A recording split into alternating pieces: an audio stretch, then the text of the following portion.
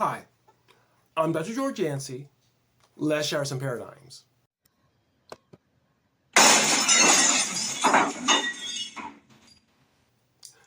And the paradigm I'll share today concerns Antifa and white supremacy. Let me see if I can convince you that, yeah, there are some things about this that do go together.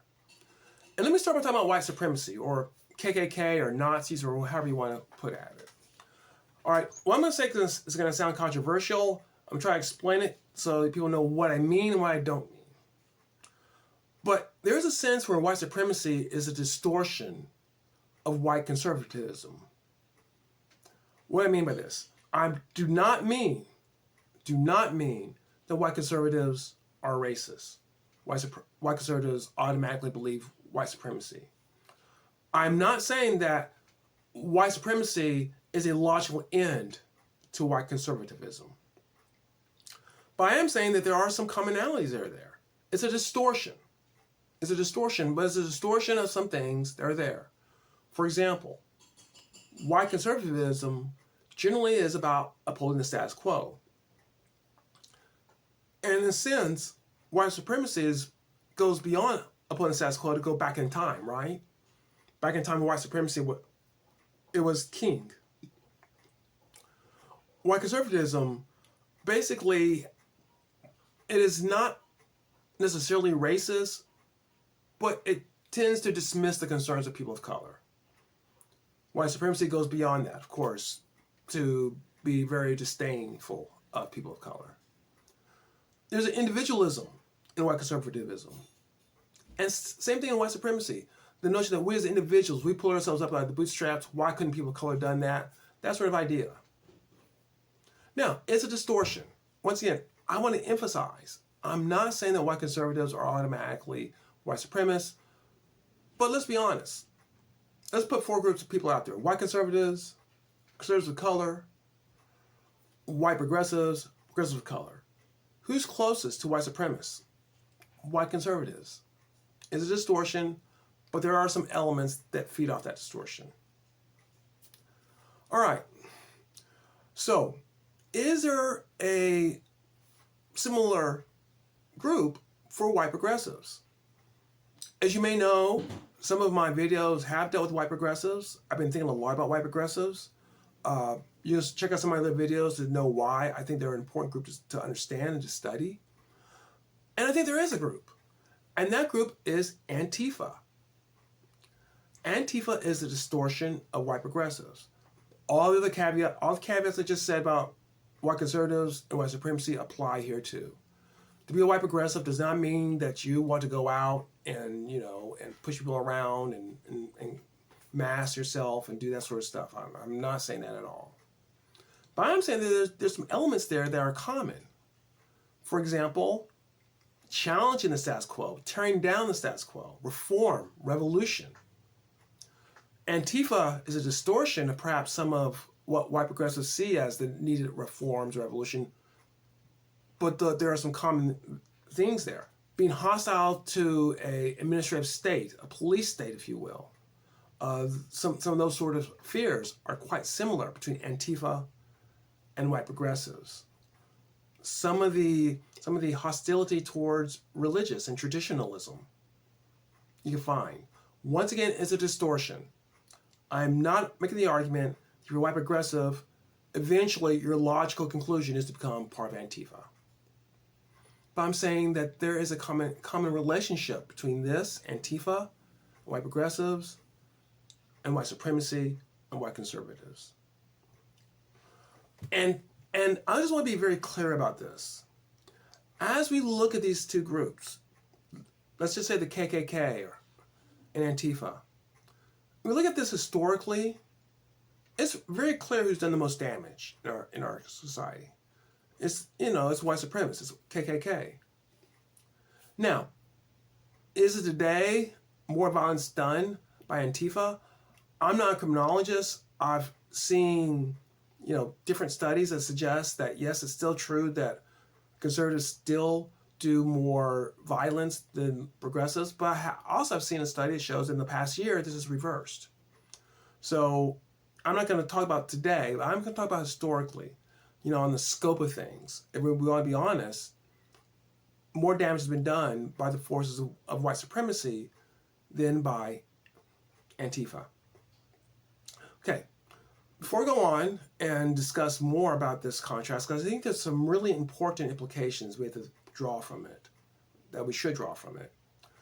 Let me just say, if this is, if I've not offended you too badly and you enjoy this sort of nuance, attempting to struggle with the issues, consider subscribing. It's kind of my style.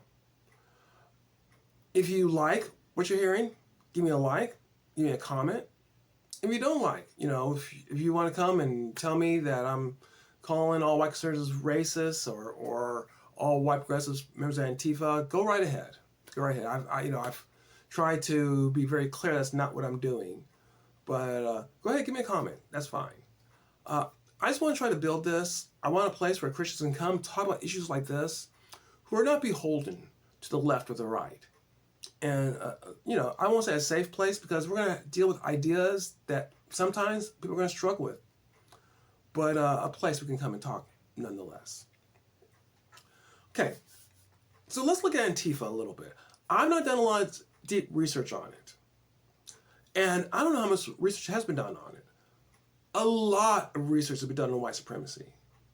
But if you know anything about academia, the fact that Antifa is a distortion of white progressives doesn't mean that all white progressives like Antifa, but you're not going to get the same sort of critical analysis. And I suspect that you don't get a lot of critical analysis. I don't run across a lot of articles on Antifa in the academic books that I read. So I don't know if we know very much about Antifa as academics. But just when I'm talking about as an observer, not as a researcher.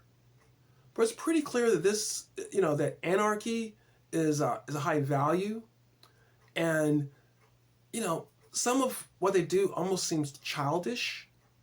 The way that they treat people and expect people to acquiesce to them. And I'm not going to say, once again, they're not as dangerous historically as white supremacy. But I'm kind of glad I live in a city where they don't patrol the streets and block cars and things of this nature.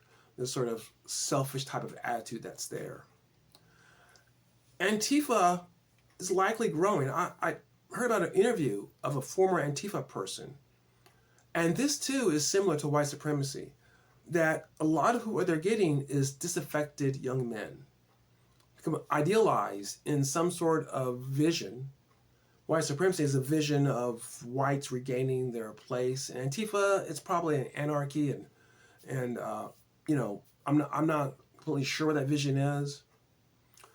But they don't have roots and they struggle with their family relationships and they've been drawn to Antifa. So it's offering a certain type of person value, purpose, morality, if you will. And as long as it does that, then those people will be drawn towards it. How big of a problem it is? Not as big a problem in some cities, huge problem in other cities. I think that as a society, in part, because they are connected, even if it's in a distorted way, to white progressives, there's not been a lot of attention paid to the problems they cause, but they may change in due course. As I've thought about my study of white progressives, it has occurred to me that while my current interests do not lie in studying Antifa, once we gain a basic background on who white progressives are and how they think, which is something that I want to do, that I'm looking to find the resources so I can do that in a competent manner.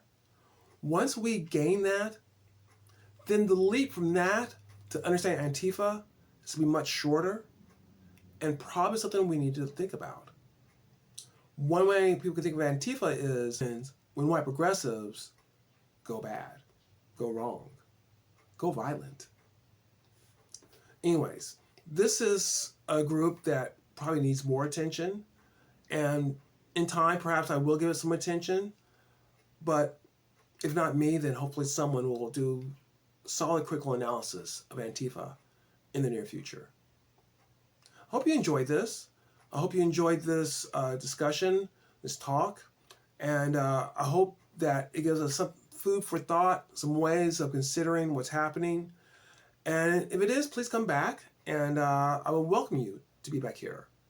We can shatter some more paradigms.